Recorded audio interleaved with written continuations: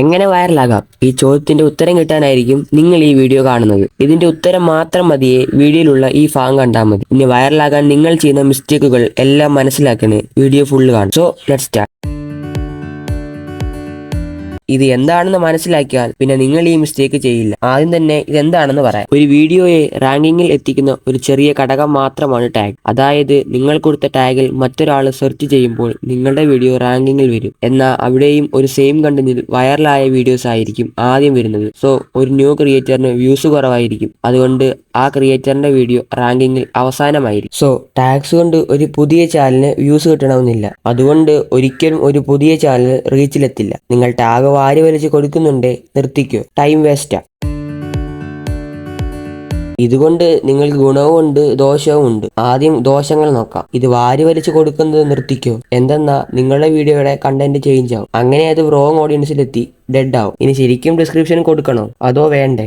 ഒരു ലോങ് വീഡിയോയിൽ ഇത് കൊടുക്കുന്നത് നല്ലതാ. എന്തെന്നാ ആ വീഡിയോയുടെ കണ്ടന്റ് മനസ്സിലാക്കി ശരിയായ ഓഡിയൻസിൽ അതിനെ റെക്കമെൻഡ് ചെയ്യാൻ പറ്റും. ഇനി ഒരു ഷോർട്ട് വീഡിയോയിൽ ഇത് കൊടുക്കുന്നത് നല്ലതല്ല. കാരണം ഷോർട്സിൽ വ്യൂസ് കിട്ടുന്നത് ഇങ്ങനെയാണ്. സോ ടൈറ്റിലിന് ഒറ്റ സെന്റൻസിൽ വീഡിയോയുടെ ഉള്ളടക്കം കൊടുത്താൽ മതി. ലോങ് വീഡിയോസിനെ അപേക്ഷിച്ച് നോക്കുമ്പോൾ ഷോർട്ട് വീഡിയോസിന് ഡിസ്ക്രിപ്ഷനിൽ വലിയ കാര്യമില്ല. സോ ലോങ് വീഡിയോസിനെ മാത്രം ഡിസ്ക്രിപ്ഷൻ കൊടുത്താൽ മതി, അതും ആവശ്യത്തിന് മാത്രം. ഇനി ഇതിന്റെ ഗുണങ്ങൾ നോക്കാം. ഒരു ലോങ് വീഡിയോയിൽ ഇത് കറക്റ്റായി കൊടുത്താൽ യൂട്യൂബിന് നിങ്ങളുടെ വീഡിയോയെ പറ്റി പെട്ടെന്ന് മനസ്സിലാക്കാം. അങ്ങനെ ആ വീഡിയോ കറക്റ്റ് ഓഡിയൻസിലെത്തും. അവിടെ നല്ലൊരു തംബ്നെയിൽ കൊടുത്താൽ ഓഡിയൻസ് ആ വീഡിയോ ക്ലിക്ക് ചെയ്ത് ആ വീഡിയോ കാണും. ഈ ഡിസ്ക്രിപ്ഷൻ കറക്റ്റായി കൊടുക്കാൻ ഗൂഗിൾ ട്രാൻസ്ലേറ്റർ ഉപയോഗിക്കാം. എന്തെന്നാൽ അതിന് കറക്റ്റ് മീനിങ് കിട്ടും. അത് നിങ്ങളുടെ വീഡിയോയെ മനസ്സിലാക്കാൻ യൂട്യൂബിനെ സഹായിക്കും. ഇനി എങ്ങനെ വൈറലാകാം? ഞാൻ ഈ പറയുന്ന കാര്യം പെട്ടെന്ന് വൈറലാകാൻ വേണ്ടി ഞാൻ കണ്ടെത്തിയ ഒരു കാര്യമാണ്. ഇത് കറക്റ്റായി ചെയ്താൽ ഉറപ്പാ വൈറലായിരിക്കും. ഞാൻ ഈ പറയുന്നത് ഷോർട്ട് വീഡിയോയെ മാത്രം പരിഗണിച്ചുകൊണ്ട. സോ ഇതുകൊണ്ട് ലോങ് വീഡിയോ വൈറലാകണമെന്നില്ല. ഇനി ഒരു കാര്യം പറയാം. ഓഡിയൻസ് ടെൻഷൻ ഇതേപോലെ മെയിൻറ്റെയിൻ ചെയ്തുകൊണ്ട് നെക്സ്റ്റ് 10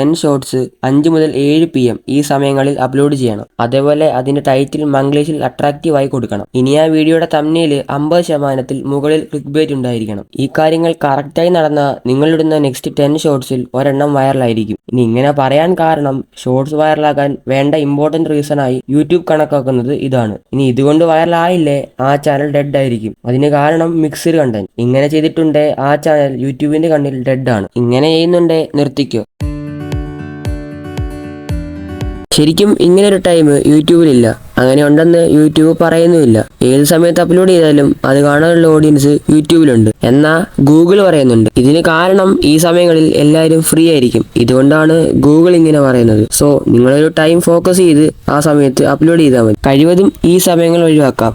എന്തെന്നാ ഓഡിയൻസ് കുറവായിരിക്കും. ഒരു വീഡിയോ വൈറലാകാൻ ടൈമിന് ഇമ്പോർട്ടൻസ് ഇല്ല. കാരണം ഒരു വീഡിയോയിൽ ക്ലിക്ക് ചെയ്താൽ അതിനെ വൈറലാക്കുന്നത് ഓഡിയൻസ് ആണ്. അവർ ആ വീഡിയോ കണ്ടാൽ ഇംപ്രഷൻ കൂടും. നേരെ മറിച്ച് സ്കിപ്പ് ചെയ്താൽ ഇംപ്രഷൻ കുറയും. ഇങ്ങനെ വിചാരിച്ചിട്ടുണ്ടേ ഇപ്പോൾ ഞാൻ പറയുന്നു ഇങ്ങനെ ഒരു സെറ്റിങ്സ് യൂട്യൂബിലില്ല. ഒരു പുതിയ ചാനലിന് വേണ്ട ബേസിക് കാര്യങ്ങളാണ് ഇതൊക്കെ. ഞാൻ ഈ പറഞ്ഞതൊക്കെ എൻ്റെ അഭിപ്രായമാണ്. ഒരിക്കലും ടിപ്സോ ട്രിക്സോ അല്ല. എനിക്കറിയാവുന്ന കാര്യങ്ങൾ എൻ്റെതായ രീതിയിൽ പറയുന്നു. അത് ശരിയാണേ മാത്രം. ഇനി അങ്ങനെയല്ലേ